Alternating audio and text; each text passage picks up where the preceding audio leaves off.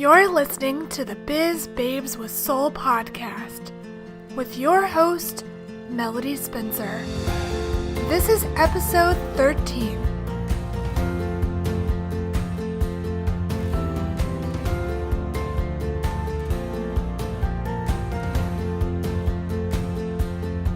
Hey guys, this is Melody with the Biz Babes with Soul podcast. Welcome to our show. I'm so excited to have Sophia Hyder Hock here today. She and I became acquainted through the FemCity Global program that we're both a part of. And she is the CEO of Papilia, which is a boutique cultural learning and development firm. So I'm super excited to have Sophia here today. Welcome, Sophia. Thanks, Melody. Yeah, so could you give us a little bit of background on you and what you do? Sure. So my background is actually in international development work. It's been a passion of mine since I was 10 years old. So I used to do international development work full time, working in a lot of different countries. And a few years ago, I'd say about 5 years ago, I came to a point where I realized that I wanted to create more impact than I was creating.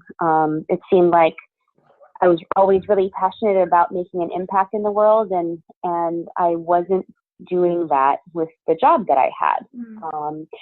So it was time for a next phase, and I ended up going back to school to get my master's, starting a business that was working with women enterprises in Bangladesh. And we were doing handmade silk scarves and purses, and it was fantastic until I came to a point where there were issues with my supply chain. Oh. And I had to make a really hard decision to pivot what I was doing and let that company go. So that leads me to what I do now in Papilia, which is diversity and inclusion trainings and workshops, cross-cultural communication, talent management type workshops. We also do strategy to help you develop what you need to have more of an inclusive conversation or policy with your company. That's great. So how did you come up with this idea for your business? Like, what was the catalyst for that? I mean, beyond just leaving your other business. So that's a great question. A few factors here.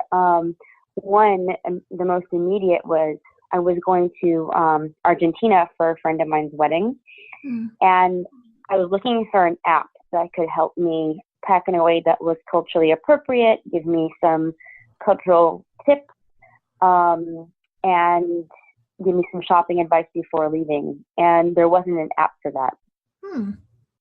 Yeah, so who knew, right? Yeah, that's such a great idea for any country, honestly, because you can spend hours Googling and still have no idea, because I've done it before. Yeah.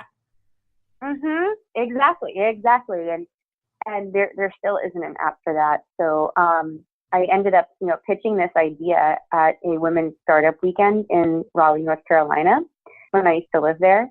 And this idea we received crowd favorite and second place, and it was pretty exciting. And I thought, this is fantastic. But at the time, I still had my other business that I was working on. And I had people that were coming up to me and saying, I really could use this. When is this coming out? And I started to realize that there was a real need. It wasn't just me. I was looking for this. So, I decided to work, kind of pivot so that everything happens for a reason, right? So my other business was not doing so well because of these communication failures. And I thought, this is another real way to make an impact in somebody's life. So I started working on testing this concept out and building some prototypes.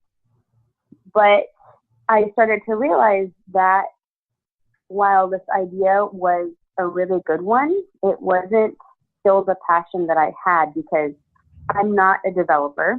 Mm-hmm. I wasn't interested in pitching to investors. There's a reason why I left my job. Mm-hmm. And I wanted to do something that was more sustainable in this type of cultural nuance, cultural awareness type of work. So what I did was I thought about my previous jobs in international development, and I thought about some of the pitfalls that people were dealing with, working in different parts of the different countries. And it was a lot about communication gaps and the kind of assumptions that we tend to make when we travel somewhere before getting to know a person or know a culture. Mm. Yeah, that's so true. Isn't it? Yeah, when you kind of take a step back, you realize that that there's a little more reluctance or reliance, even if you're traveling.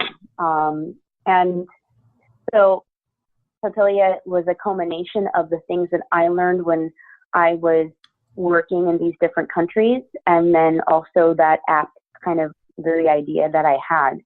So that's kind of the motivation for it. I'm really passionate about helping people connect in a really real and honest way, and in conjunction. This is kind of a long story, but no, it's great. In conjunction with that, I'm also a yoga instructor and a life coach. And I take those principles of self-awareness and really trying to get down to your true self and who you are. I take those principles and I infuse them in the strategies that I develop, in the workshops that I do. So I never do anything that is what I think is right. I always ask, talk to people, interview people about what a company needs or what people need and what they're looking for, because it's not about me. It's about what they need. Yeah, that is absolutely true. So what gave you the courage to kind of step out of your comfort zone and start to become an entrepreneur, start to develop these businesses? Because I mean, not everybody wants to do that. Not every woman is like, yes, let me start multiple businesses. Crazy. I think I'm crazy in a lot of ways, but I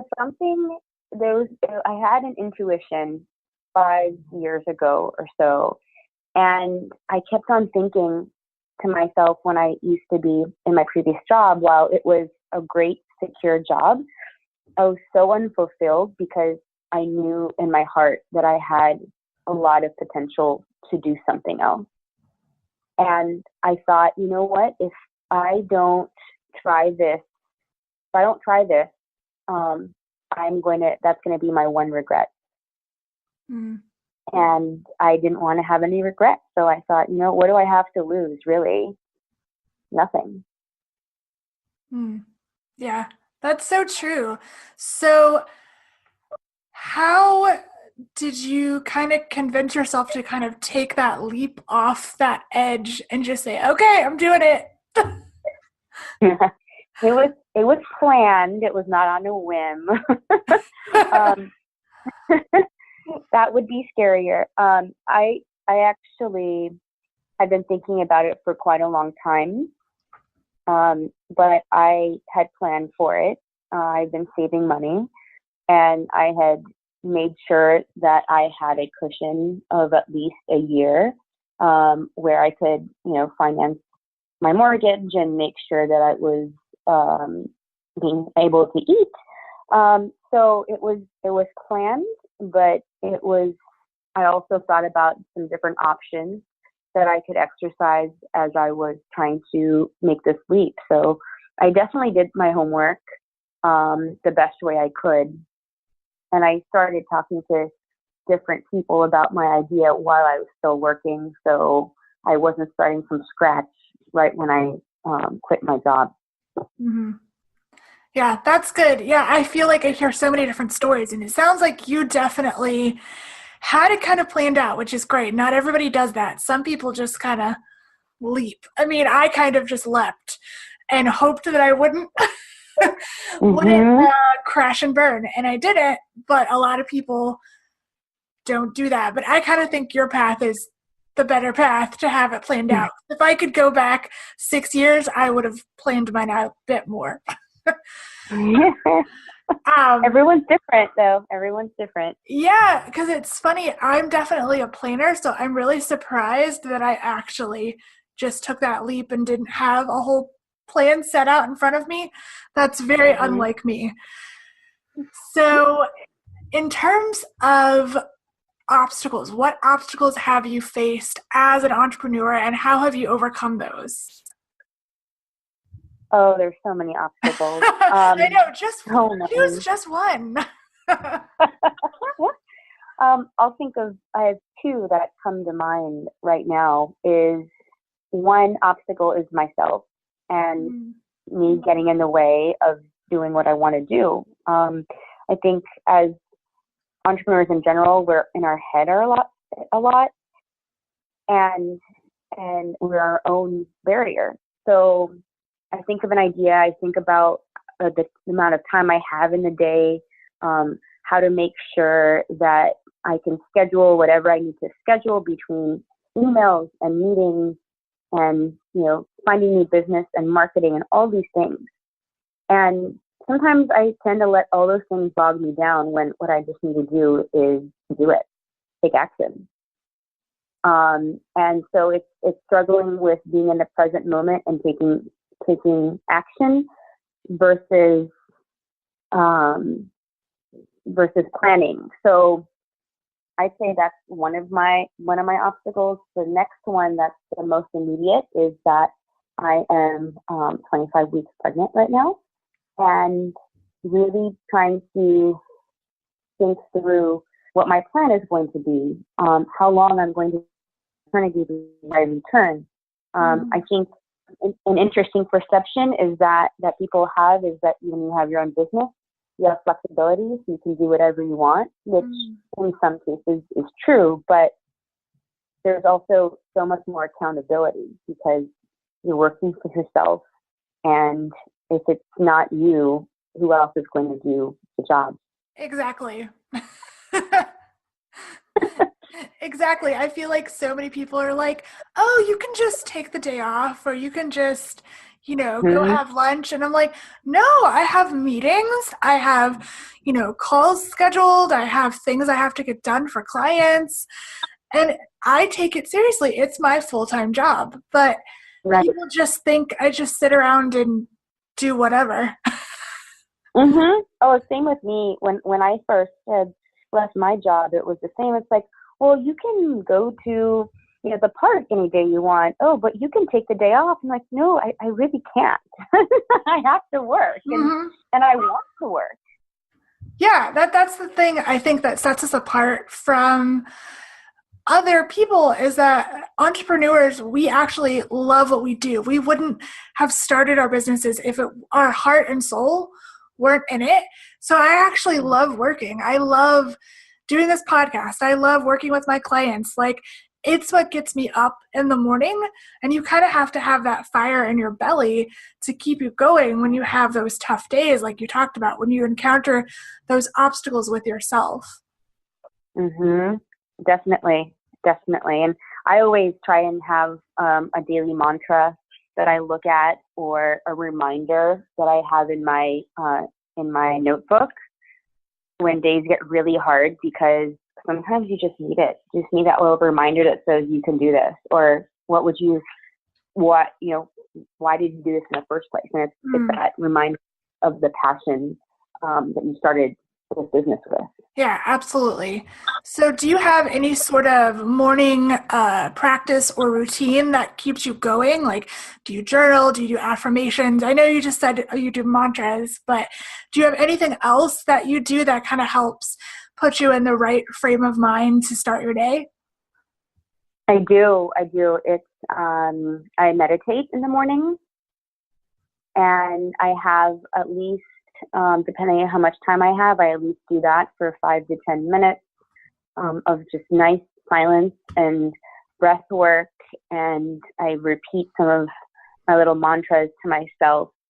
The one that I always do is, I have a few, but the ones I'm looking at literally right now is learn to listen and trust your heart. Mm.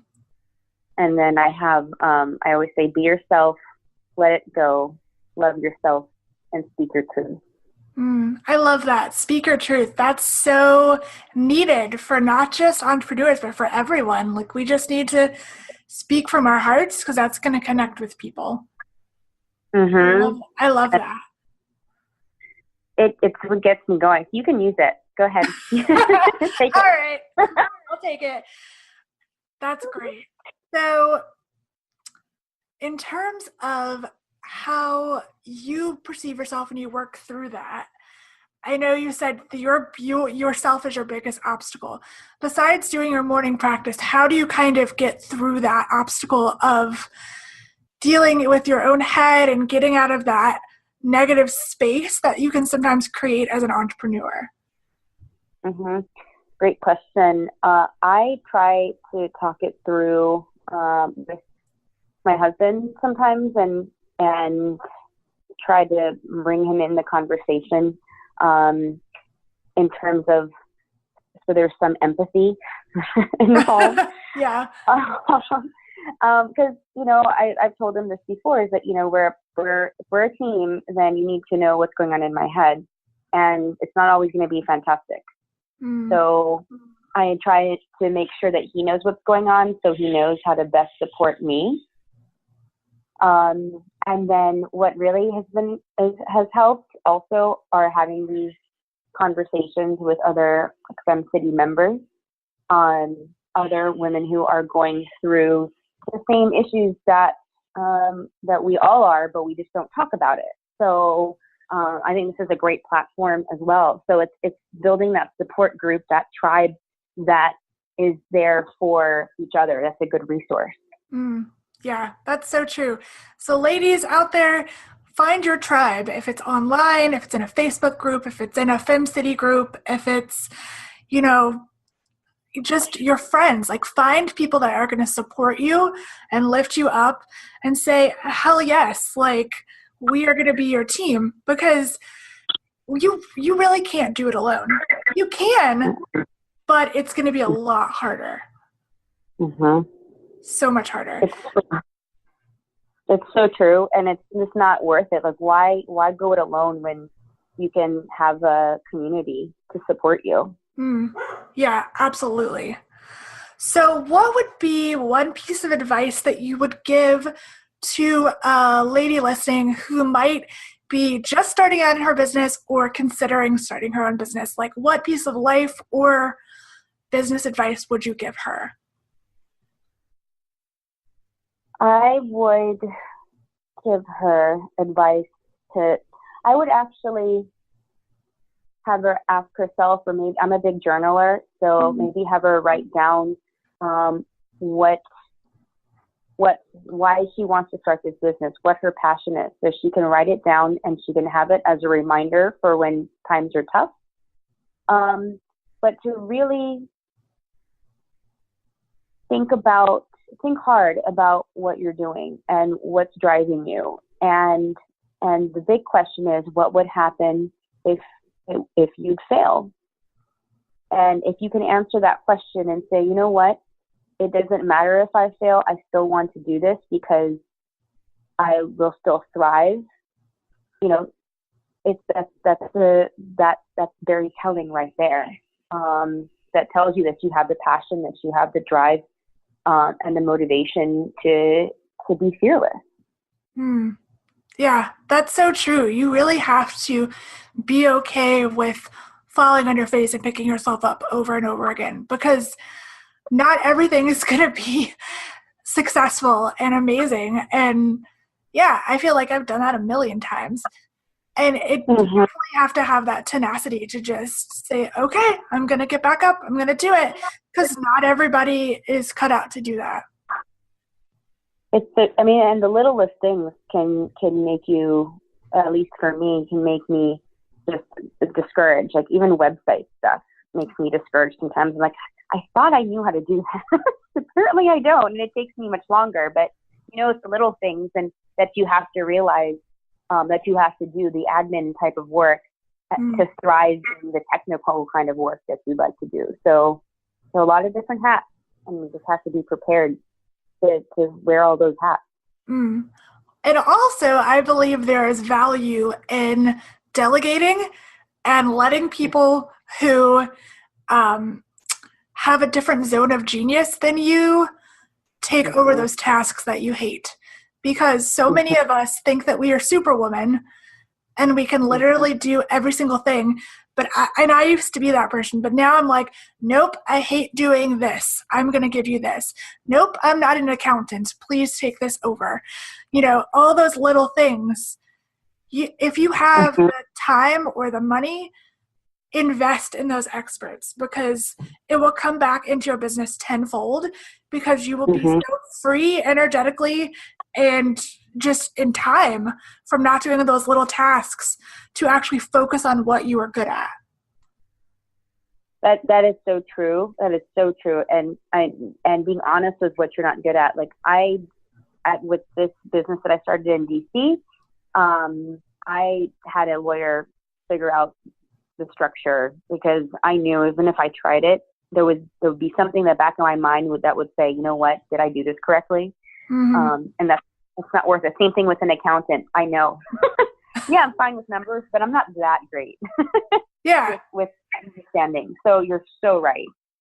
Yeah, that's part of what I do for my clients is I say, okay, so marketing and ads is not your forte. You're busy. Here you go. I will take that off your plate because that's what I'm great at. And so many women are so afraid to kind of give over that control and to delegate because it's their baby and it's their heart and soul. And I 100% understand that. But sometimes you got to let it go and let the experts do what they do so you can shine in what you do. Right. Yeah. You're completely right. Yeah. So if anybody wants to get in touch with you and start working with you either in your life coaching business or in your other business, how would they get in touch with you? So I am available through email, which is sophia@papilia.co. So it's SOPHIA@PAPILIA.co. Or on my website is, my personal website is sophiahyder.com, SOPHIAHYDER.com. So those are the two main avenues. And then I have my work site, but there's a link to that site on my personal. So I'd love to hear from other women that are going through whatever they're trying to work through, trying to be free of some of the barriers that they think are holding them back. One of the major things that I learned in my yoga teacher training is that we have everything. It's all within us. And it's just a matter of unleashing our awesomeness. Yeah, that's so true. So do you have any programs or promotions or anything that you'd like to talk about before we close out this episode? I was going to say session, but it's episode. I talk about sessions all the time. So I know. I feel like I say session all the time, and it just came out, and I was like, nope, it's an episode, not a session. Yeah, so for anyone who is listening to this podcast, I'm happy to give 10% off of any type of service, whether it be life coaching sessions or any of my business-related sessions, just by letting me know that you've heard me on this awesome podcast. Wonderful. Well, thank you so much, Sophia. This was so fun, and I hope that everybody gets as much out of it as I did. So thank you so much for being here. Thank you for providing the opportunity, Melody. Yeah. So thank you guys for listening, and I will talk to you next time. Bye. Thank you for joining me for the Biz Babes with Soul podcast. Don't forget to like, subscribe, and share with your friends. To learn more about me, Melody Spencer, and the show, please visit swiftlysocial.com.